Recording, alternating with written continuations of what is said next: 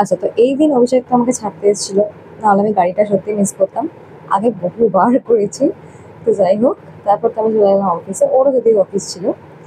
তো সেদিনকে ছিল 1 মে, যার জন্য আমি জানতাম অফিসটা অনেকটাই ফাঁকা থাকবে। তো আমি তো যাচ্ছি ওই জন্য মজায় মজায় যে অনেক ভিডিও করবো। হ্যালো।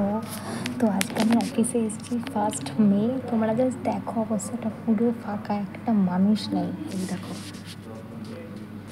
মানে আমি যে পোর্শনটাতে বসেছি এই দিকটা পুরোটা ফাঁকা, ওই দিকটাতে কিছুটা লোকজন আছে, কিন্তু এই দিকটা পুরোটা ফাঁকা।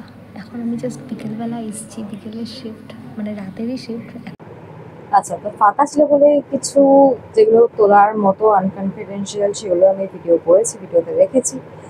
আর তারপর তো একটু কাজের প্রেশার চলেই এসেছিলো, কাজের মধ্যে ব্যস্ত হয়ে পড়েছিলাম। তারপরে যতটা যেরকম পেরেছি করেছি, ক্লিপিংস তুলেছি। আর বাকি টাইমটা না আরো লোক ওখানে বেড়ে গেছিলো রাতের দিকটাতে, আমি যেটা ভেবেছিলাম তার উল্টোটা হবে।